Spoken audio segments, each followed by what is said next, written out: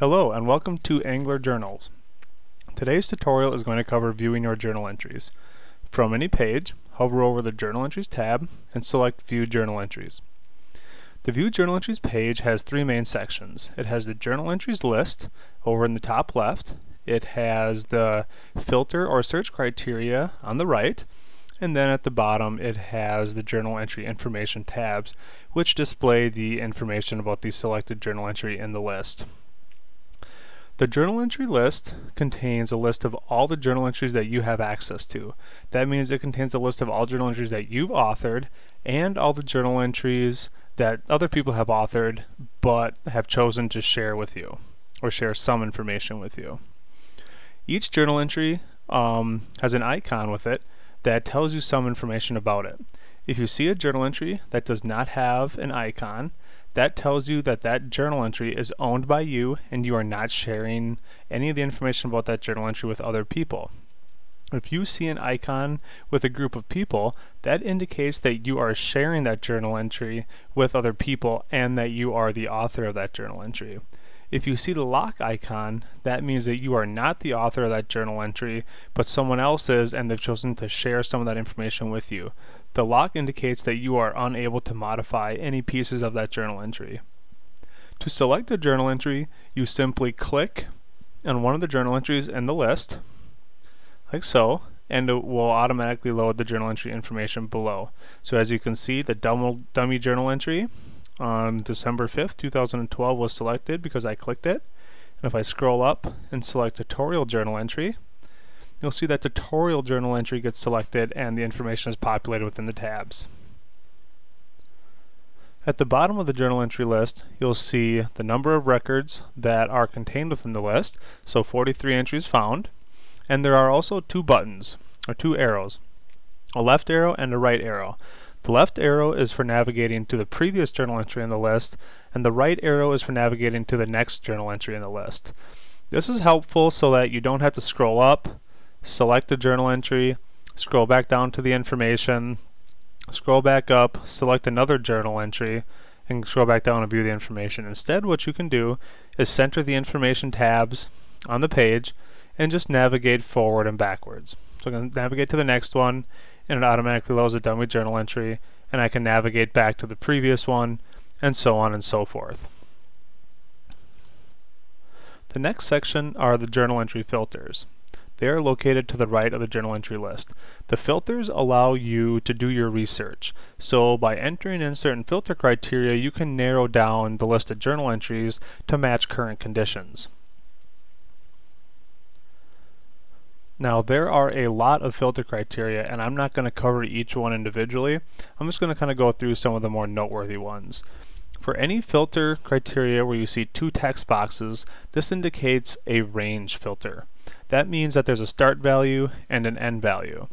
So the start value must always be less than the end value. For example, if I'm going to use by flow, which is a river value, I'm going to go, we'll actually do it by level or water temp. So we'll say, I'm going to say from 38 to 32 degrees. Notice that I have the start range larger than the end range, and what will happen when I go to search on this is I get an error saying the start water temp must be less than the end water temp.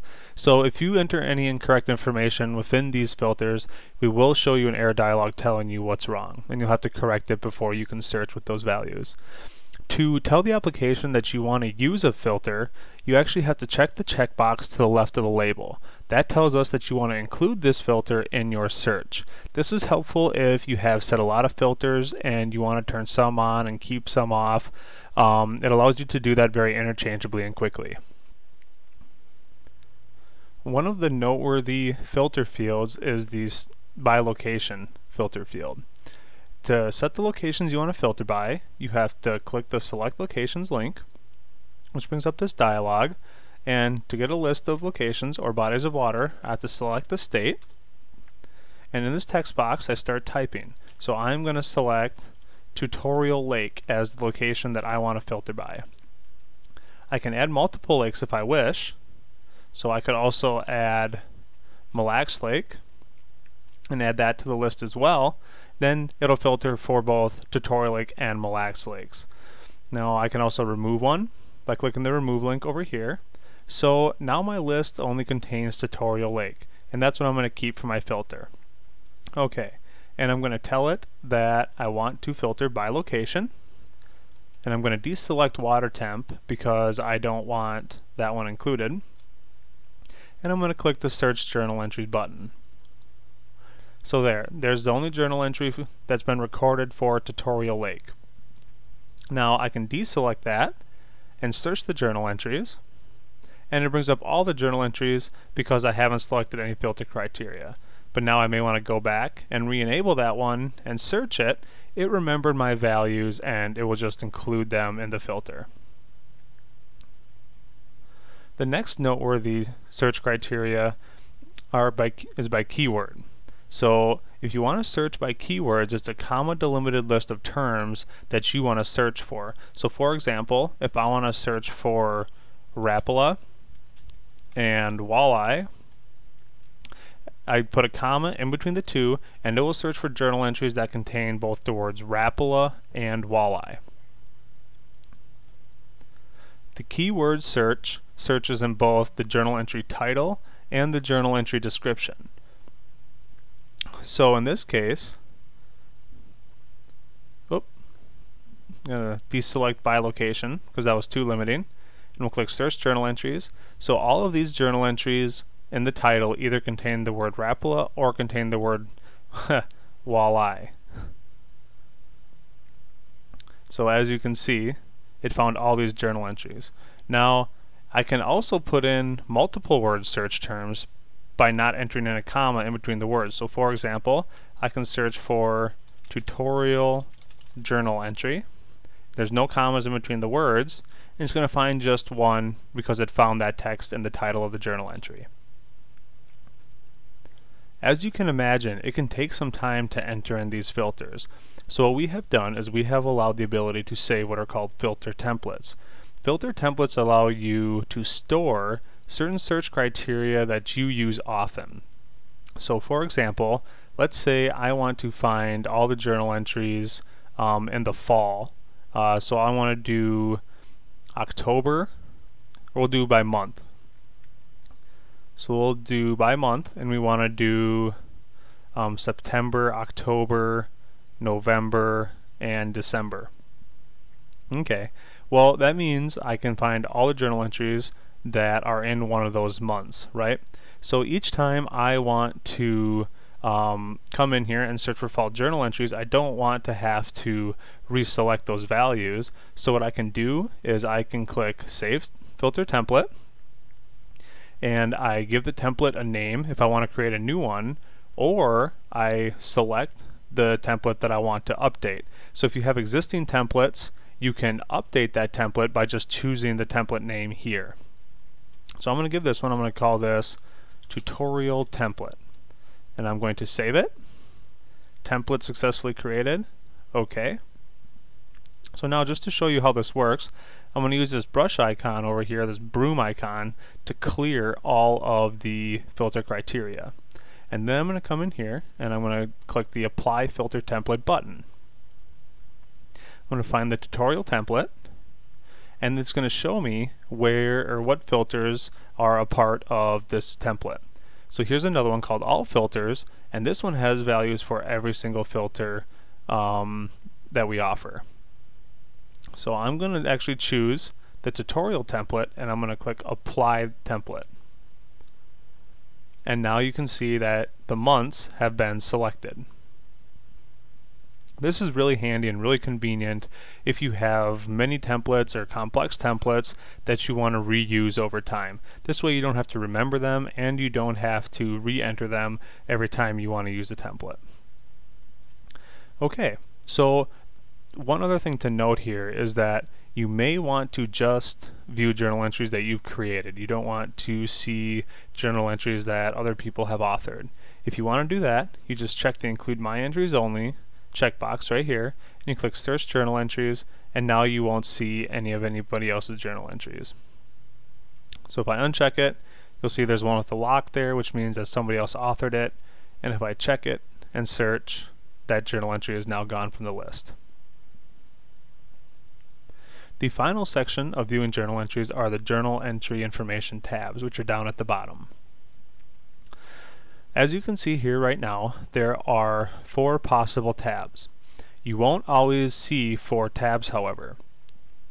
If you are the owner and you haven't entered in any information for the weather, or you haven't entered in the necessary information for us to go retrieve the weather for you, you won't see the weather tab.